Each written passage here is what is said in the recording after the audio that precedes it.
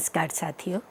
हिंदी के कालजयी रचनाकार इस श्रृंखला के अंतर्गत हिंदी साहित्य के जो सर्वश्रेष्ठ कवि हैं, जो केवल अपने काल के लिए ही प्रसिद्ध नहीं रहे अपितु उस काल को लेकर और वर्तमान में भी उतने ही प्रासंगिक हैं और आगे भी रहेंगे, इसीलिए उन्हें कालजयी कवि कहा जाता है। इसी श्रृंखला में हम मध्यकालीन कवि सूरदास के पर चर्चा कर रहे हैं। सूरदास मूलतः मानव हृदय की गहराइयों में डूबने वाले कवि रहे। एक भक्त हृदय उनको प्राप्त हुआ, कृष्ण के भक्ति करने वाले, उनकी भक्ति में तन्मय रहने वाले एक भक्त कवि, जो अपनी भावनाओं में, संवेदनाओं में डूबकर कृष्ण भक्ति के भजन गाया करते थे, उनको लिखते थे और उनको प्रस्तुत करते थे। और वल्लभाचार्य से दीक्षा प्राप्त की थी और उनके पुत्र विठल नाथ ने 8 कवियों को नाथ द्वारा में श्रीनाथ जी के मंदिर में अष्टयाम सेवा के लिए नियुक्त किया था, जिसके लिए इन्हें अष्टछाप कवि कहा गया। और उन अष्टछाप कवियों में सूरदास मूर्धन्य कवि कहलाते हैं।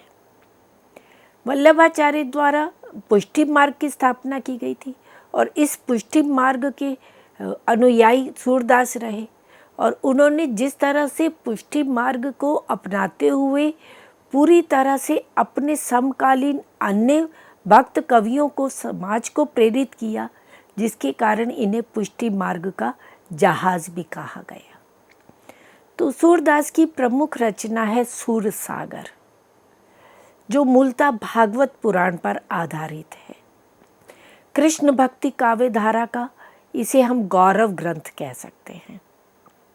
कृष्ण भक्ति काव्य में इसे सुमेरु कहा जाता है।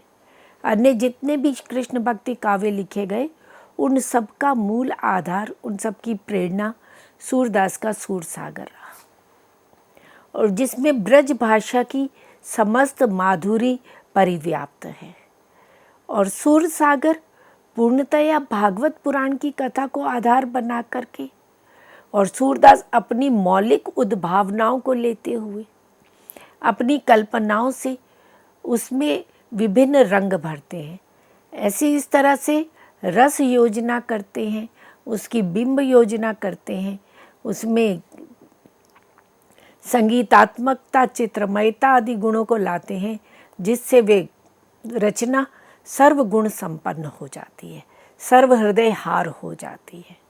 और सूरदास के सूरसागर से प्रभावित होकर परवर्ती कृष्ण भक्त कवियों ने, चाहे वो मध्यकाल रहा, भक्ति काल रहा या रीति काल रहा या आधुनिक काल, उन्होंने कृष्ण भक्ति परक काव्यों की रचना की। तो सूरसागर के काव्य सौष्ठव को लेकर आज हम चर्चा करेंगे। काव्य सौष्ठव से क्या अभिप्राय है, पहले हम उसे समझें। अधिकांशतः विद्यार्थी इसमें भ्रम की स्थिति में रहते हैं कि काव्य सौष्ठव या काव्य सौंदर्य में किन पक्षों को लिया जाएगा।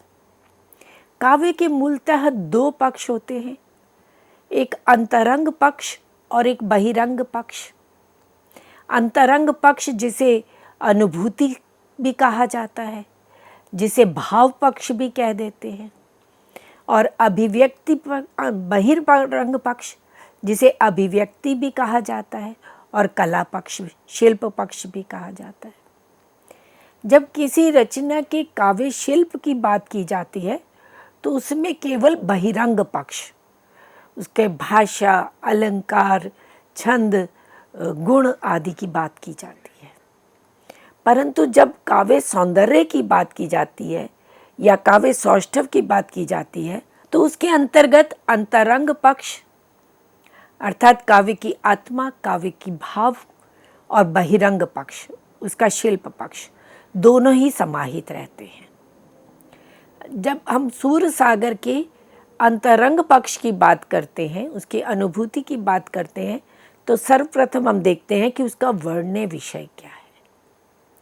सूरदास ने इसमें यद्यपि राधा और कृष्ण के प्रेम संबंध को केंद्र में रखते हुए रचना की है, परंतु उसके साथ साथ उन्होंने इसमें विनय के पदों की रचना भी की है।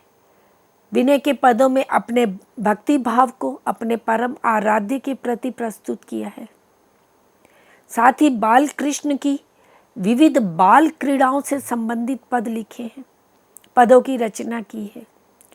उनके शिशु रूप में माँ यशोदा के हृदय में जो वात्सल्य भाव जागृत होता है और बाल कृष्ण की विभिन्न क्रीड़ाएं, उनका नींद में मचलाना, नींद न आने पर मचलाना, तुतलाना, उनका घुटनों के बल चलना, उनका खंबे में अपना प्रतिबिंब देख करके उसे माखन खिलाना आदि विविध जो बाल सुलभ क्रीड़ाएं होती हैं, उनका बड़ा सहज स्वाभाविक चित्रण सूरदास ने इन पदों में प्रस्तुत किया है, जिसके कारण वात्सल्य को रस की श्रेणी में समाहित किया गया। उससे पूर्व 9 ही रस थे जिसमें वात्सल्य रस की गणना नहीं की जाती थी, पर कृष्ण के बाल रूप को देख करके, माँ यशोदा के वात्सल्य भाव को देख करके जिस तरह से सूरदास ने विभिन्न पदों की रचना करके सहृदय पाठकों को रस मग्न किया, उसके बाद काव्य शास्त्र में भी वात्सल्य को एक रस की संज्ञा से अभिहित किया गया। इसके अतिरिक्त सूरसागर में हमें कृष्ण और राधा के रूप माधुर्य का, उनके सौंदर्य से संबंधित विविध पद मिलते हैं। कृष्ण और राधा के प्रेम के संयोग श्रृंगार संबंधी पद मिलते हैं। राधा और कृष्ण जिस तरह से वृंदावन में, कुंज में, यमुना किनारे पर कदम्ब के पेड़ के पास विभिन्न कोकेली क्रीड़ाएं करते हैं, जिस तरह से उनका प्रेम संबंध अभिव्यक्त होता है, तो वो संयोग श्रृंगार के पद हमें सूरसागर में दिखाई देते हैं। इसमें मुरली संबंधी पद भी हैं। कृष्ण की बांसुरी जो है वो गोपियों में राधा के लिए विशेष आकर्षण का केंद्र रही है। न केवल गोपियों को, ग्वालों को और राधा को आकर्षित करती है, अपितु मुरली का स्वर उस समय जड़ चेतन सभी को प्रभावित करता है। गायें भी प्रभावित होती हैं, पक्षी भी प्रभावित होते हैं। तो मुरली संबंधी अनेक पद सूरसागर में संकलित किए गए हैं। और वियोग श्रृंगार संबंधी पदों की रचना है इसमें, जो भ्रमर गीत प्रसंग के रूप में प्रसिद्ध है। और इस भ्रमर गीत प्रसंग को फिर परवर्ती काल में नंददास, परमानंद दास आदि अनेक कवियों ने प्रस्तुत किया है। और जिसमें कृष्ण के मथुरा चले जाने पर उनके वियोग में व्याकुल राधा एवं गोपियों के वियोग का बड़ा ही मार्मिक चित्रण प्रस्तुत किया गया है। इसके अलावा इसमें दृष्टकूट के पद हैं। उस समय एक पहेलियों के रूप में दृष्टकूट पदों की रचना की जाती थी। इससे पूर्व हम देखते हैं नाथपंथियों ने उलटवासियों की रचना की, कबीर ने भी उलटवासियों की रचना की। लगभग उसी तरह के दृष्टकूट के पद हैं जो सूरसागर में भी सूरदास जी ने प्रस्तुत किए हैं, जो किसी भी कवि के कलात्मक प्रतिभा को द्योतित करने वाले होते हैं। तो ये तो मित्रों अभी हमने बात की कि सूरसागर का मुख्य वर्ण्य विषय क्या है, जो पूरी तरह से राधा और कृष्ण से पर केंद्रित रहा है। बाल कृष्ण के जन्म लेने से लेकर के और वृंदावन में विभिन्न जो उनके द्वारा केली क्रीड़ाएं की गई उनका वर्णन है। और फिर मथुरा जाकर के कंस का वध करना और कृष्ण के वियोग में वृंदावन वासियों का वियोग से युक्त होना, इन सब पर केंद्रित रहा है। तो भाव के धरातल पर हम देखते हैं सूरदास ने इस सूरसागर को एक अलग ही पहचान दी है। अपनी भावनाओं को, अपनी संवेदनाओं को जोड़ते हुए जिस तरह से उन्होंने पदों की रचना की है, एक भाव को लेकर के विभिन्न पदों की रचना करना, और एक एक पद अपने आप में अनूठा रहा है। और जिसके कारण सूरदास के पदों को देखते हुए कहीं ये नहीं आभास होता कि ये पुनरावृत्ति हो रही है। हर पद की अपनी एक अलग विशेषता है। और इसीलिए उसके जब काव्य रूप की चर्चा की जाती है तो सूरसागर एक विशाल का एक ग्रंथ है, 10 स्कंदों पर आधारित है। तो अधिकांश तो विद्वान जो है उसे महाकाव्य की संज्ञा दे देते हैं, परंतु जो काव्य शास्त्र में महाकाव्य के लक्षण दिए गए हैं उनके आधार पर सूरसागर की रचना नहीं हुई है, इसीलिए हम इसे महाकाव्य नहीं कह सकते। और इसका प्रत्येक पद अपने आप में पूर्ण है, स्वतंत्र है और विभिन्न भाव भंगिमाओं को लिए हुए है और साथ साथ उसमें प्रबंधात्मकता का गुण भी है। एक कथा की अन्विति भी बनी रहती है। कृष्ण के जन्म से लेकर फिर उनके धीरे धीरे किशोरावस्था तक पहुंचने का, गोपियों के साथ रासलीला आदि करने का, फिर कंस वध का, और ये आगे जब वो जरासंध का वध करते हैं, पूरी घटना जो पूरा कथा है वो भी साथ साथ चलती रहती है। तो इसीलिए इसे प्रबंधात्मक मुक्तक काव्य कहा गया, क्योंकि मुक्तक प्रत्येक पद अपने आप में स्वतंत्र है, जो मुक्तक की विशेषता है, तो इसीलिए इसे मुक्तक काव्य कहा गया। और एक कथा की अन्विति भी निरंतर बनी रहती है, तो प्रबंधात्मकता का गुण भी है, तो इसीलिए काव्य रूप की दृष्टि से देखें तो इसे प्रबंधात्मक मुक्तक काव्य की श्रेणी में रखा गया। और इसे अधिकांशतः लीला पद भी कहा जाता है। सूर स्वयं कहते हैं सूर सगुण लीला पद गावे, कि सगुण कृष्ण की लीलाओं के, विभिन्न लीलाओं के पदों का वे गान कर रहे हैं। तो पद शैली है पूर्णतया। सूरदास स्वयं मधुर स्वर में गाया करते थे, भजनों की रचना स्वयं करते थे और उन पदों का गान करते थे, और मुख्य केंद्र में भगवान कृष्ण की लीलाओं का वर्णन रहा है। तो इसीलिए इसे सूरसागर को लीला पद भी कहा गया। तो सूर सगुन लीला पद गावे। तो और पद शैली है जो विभिन्न राग रागिनियों में बंधी हुई है। आज भी संगीतकार सूरदास के पदों को उन रागों में गाते हैं, प्रस्तुत करते हैं। और सूरदास स्वयं उन रागों में, सूरदास स्वयं संगीत के ज्ञाता थे। संगीत की हालांकि उन्होंने कोई विधिवत शिक्षा प्राप्त नहीं की थी, एक सहज प्रतिभा थी, एक सहज उनके पास गाने का मधुर कंठ विद्यमान था। और वे जब गाया करते थे तो भक्तजन रसमग्न हो करके उनके पदों को सुना करते थे, उनका श्रवणामृत प्राप्त करते थे। तो इस तरह से सूरसागर के अभी हमने काव्य रूप की और वर्ण्य विषय की बात की। अंतरंग पक्ष के भीतर ही आता है उसकी रस योजना। रस ही काव्य की आत्मा होती है। बिना रस के काव्य काव्य ही नहीं कहलाता है।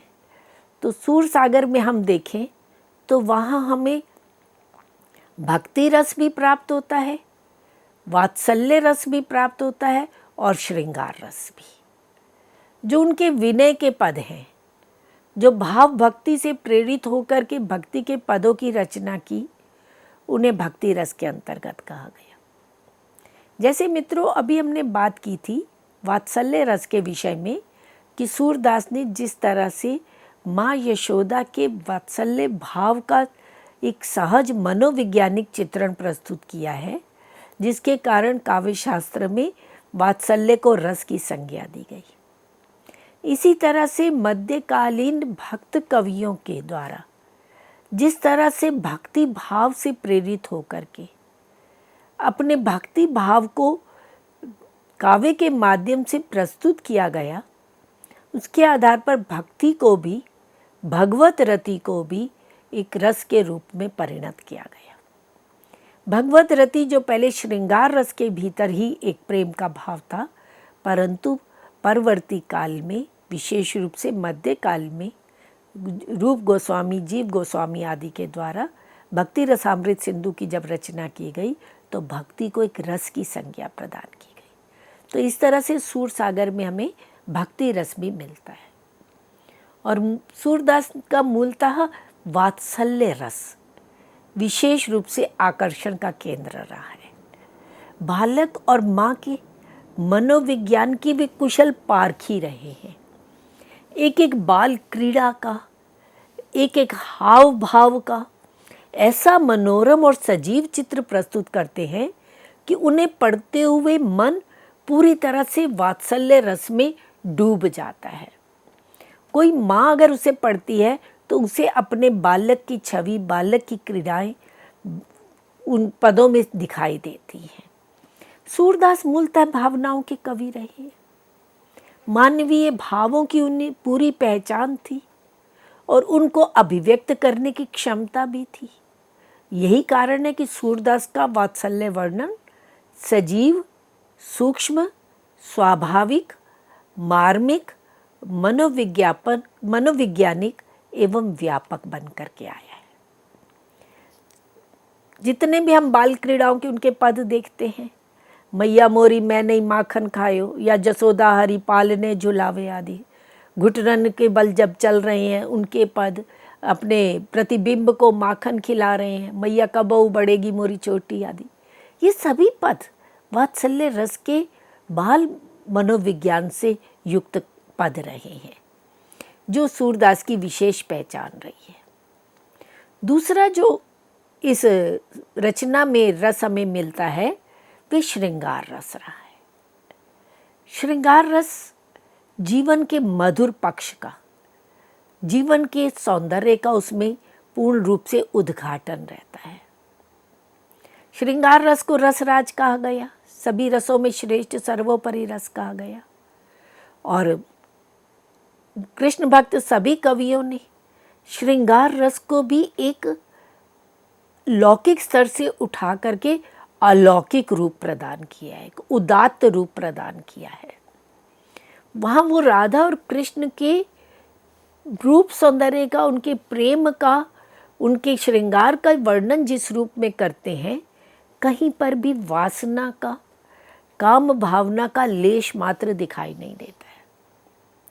इसीलिए श्रृंगार रस का उदात्त रूप हमें सूरसागर में दिखाई देता है। हालांकि परवर्ती काल में, रीति काल में हम देखते हैं कि राधा और कृष्ण को केंद्र में रखते हुए उन्हें अपने काव्य के आलंबन रूप में स्वीकार करके जिस तरह से उनके रूप सौंदर्य का, उनके प्रेम का, नक्षिक सौंदर्य का वर्णन रीतिकालीन कवियों ने किया, वहाँ राधा कृष्ण उनके आराध्य के रूप में नहीं है, उनके प्रति उनका भक्ति भाव प्रस्तुत नहीं हो रहा है, वहाँ सामान्य नायक नायिका के रूप में प्रस्तुत किया गया है। और इसीलिए वहाँ वासना दिखाई देती है, वहाँ लौकिक प्रेम दिखाई देता है। जो भक्त कवियों द्वारा राधा कृष्ण का अलौकिक उदात्त प्रेम प्रस्तुत किया गया, वह हमें रीतिकालीन काव्य में नहीं दिखाई देता है। और सूरसागर ने इसमें, सूरदास जी ने इस काव्य में युवा कृष्ण के रूप सौंदर्य का चित्रण किया है। किशोरावस्था में कृष्ण के रूप सौंदर्य का, उनके पीताम्बर धारण करने का, बांसुरी का, उनके मुकुट धारण करने का, उनके सांवले सलोने रूप का बहुत सुंदर अनेक उपमाओं के द्वारा चित्रण किया है। गोपियों के साथ कुंज लीलाओं का वर्णन सूरसागर में हमें दिखाई देता है। यमुना किनारे विभिन्न कुंजों में गोपियों के साथ जो कृष्ण विविध लीलाएं करते हैं, उनका बड़ा सजीव वर्णन सूरसागर में मिलता है। और राधा के रूप सौंदर्य का वर्णन, विद्यापति की राधा हम देखें, बिहारी की राधा देखें और सूरदास की राधा देखें, तीनों ने ही रूप सौंदर्य का वर्णन किया है, परंतु विद्यापति की राधा एक किशोरी राधा है। उसके नक्षिक सौंदर्य का वर्णन विद्यापति करते हैं तो एक नायिका के रूप में उसको चित्रित करते हैं। बिहारी राधा के रूप सौंदर्य का वर्णन करते हैं तो वहाँ राधा नागरी राधा है, राधा नागरी सोए जब कहते हैं, जा तन की छाई परत श्याम हरित दुती होए की बात करते हैं। परंतु जो सूरदास की राधा है वे अल्लड़ भोली भाली राधिका है, जिसका सौंदर्य एक नैसर्गिक सौंदर्य है, अनुपम है, अनूठा है। उस रूप सौंदर्य का, उस अलौकिक सौंदर्य का वर्णन वे पूरा भक्ति भाव से प्रेरित होकर के करते हैं। और राधा और कृष्ण के प्रेम का स्वाभाविक और सरस वर्णन सूरदास ने सूरसागर में प्रस्तुत किया है। गोपियों और राधा के साथ रासलीला का चित्रण, उनके अलौकिक उदात्त प्रेम का चित्रण, तो इसलिए श्रृंगार रस को मुख्य रूप से सूरसागर में लेते हुए भी उसे एक उदात्त रूप, एक अलौकिक रूप प्रदान किया गया है। और साथ ही वियोग श्रृंगार का भी वर्णन, एक और जहाँ कृष्ण गोपियों के साथ विभिन्न केली क्रीड़ाएँ करते हैं, रास लीलाएँ करते हैं उन राधा के साथ, तो उनके संयोग श्रृंगार का वर्णन करते हैं। वहीं दूसरी ओर कृष्ण के चले जाने पर उनके वियोग श्रृंगार का वर्णन, जहाँ प्रकृति भी पूरी तरह से उनके विरह में व्याकुल दिखाई देती है। राधा के विरह का, गोपियों के विरह का वर्णन, ग्वाल बालों के विरह का वर्णन, माँ यशोदा के नंद के विरह का वर्णन, संपूर्ण वृंदावन के विरह का वर्णन बड़े ही सजीव रूप में, बड़े ही स्वाभाविक रूप में सूरदास प्रस्तुत करते हैं। तो श्रृंगार रस के दोनों पक्षों का, संयोग का और वियोग का, बड़ा ही सुंदर उद्घाटन हमें सूरसागर में दिखाई देता है। और तीसरा भक्ति रस, जो तो उनके पूरे विनय के पदों में हमें दिखाई देता है। हमारे हरिहारिल की लकड़ी जब वो कहते हैं तो वही उनके परम आराध्य हैं। मौसम कौन कुटिल खल कामी की जब बात करते हैं तो वहाँ पूरा भक्ति रस से ओतप्रोत हमें रचना दिखाई देती है। सूरसागर के भाव सौंदर्य की हम जब बात कर रहे हैं तो हम देखते हैं कि सूरदास जी ने अनेक नवीन प्रसंगों की उद्भावना की है। और जिस तरह से उन्होंने बाल कृष्ण के सौंदर्य का वर्णन किया, राधा के रूप सौंदर्य का वर्णन किया, कृष्ण के सौंदर्य का वर्णन किया, तो ऐसा नहीं प्रतीत होता कि उनको दिखाई नहीं देता था। बंद आंखों से भी ऐसे लगता है कि मानो उनके सामने वे छवि प्रस्तुत रही है और वे उसे अपने मन की आंखों से देख रहे हैं और पूरा भाव चित्र प्रस्तुत करते चले जा रहे हैं। अनेक नवीन प्रसंगों को उद्घाटित किया है। और उनके पदों की एक खास विशेषता रही है कि उसमें सौंदर्य और आध्यात्मिकता का अनूठा मेल रहा है। एक और शारीरिक सौंदर्य का वर्णन कर रहे हैं, दैहिक सौंदर्य का वर्णन कर रहे हैं, और दूसरी ओर उसमें आध्यात्मिकता भी लेकर के आते हैं। किसी भी समय वे यह नहीं विस्मृत करते कि राधा और कृष्ण उनके परम आराध्य थे। उनके सौंदर्य का चित्रण करते हुए भी वे उनके आराध्य रूप को हमेशा अपनी मस्तिष्क में, अपने हृदय में समाहित रखते हैं। सूरदास का जन्म ब्रजभूमि में हुआ, पूरा जीवन ब्रजभूमि में ही व्यतीत हुआ, तो ब्रज का जीवन, उसकी संस्कृति का साक्षात चित्र हमें सूरसागर में दिखाई देता है। सूर का काव्य एक साथ ही लोक और परलोक को प्रतिबिंबित करने वाला है।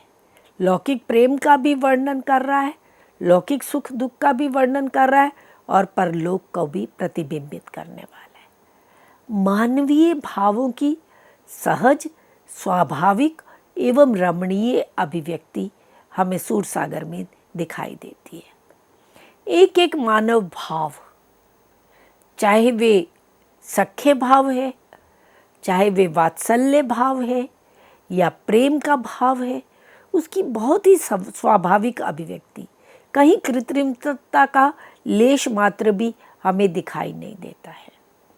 और श्रृंगार की बड़ी भावप्रवण अभिव्यंजना सूरदास सूरसागर में प्रस्तुत करते हैं। केवल शास्त्रीय नियमों का पालन करना कहीं भी सूरदास का उद्देश्य नहीं रहा है। ना उन्होंने कोई इस तरह से शास्त्रों का अध्ययन किया था।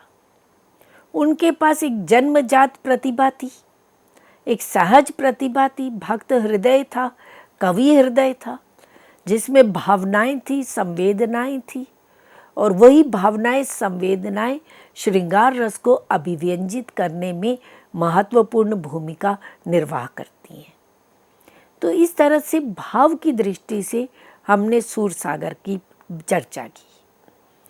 और सूरसागर में अब हम बात करते हैं प्रकृति चित्रण की, कि किस तरह से वहाँ ब्रज संस्कृति में प्रकृति पूरी तरह से समाहित है।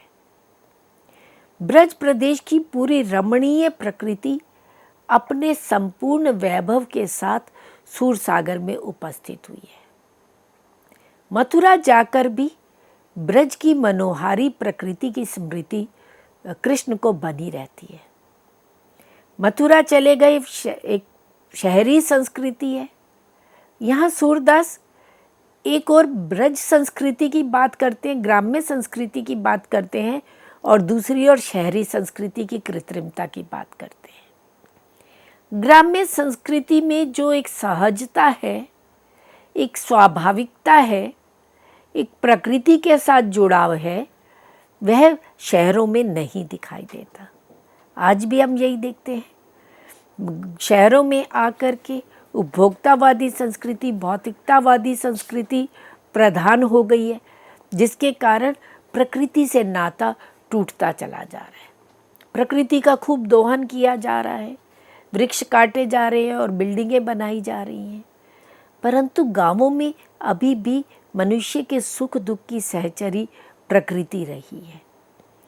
तो कृष्ण जिसका बाल्यकाल उस ब्रज भूमि में बीता, यमुना के किनारे, कदम्ब के पेड़ के नीचे, कुंजों में पुष्पमालाएं बनाते हुए, प्रकृति के रमणीय प्रांगण में खेलते हुए, और जब मथुरा चले जाते हैं, राजमहलों की संस्कृति देखते हैं, तो उनके मन में ब्रज की जो प्रकृति है वो उसकी स्मृति आती है।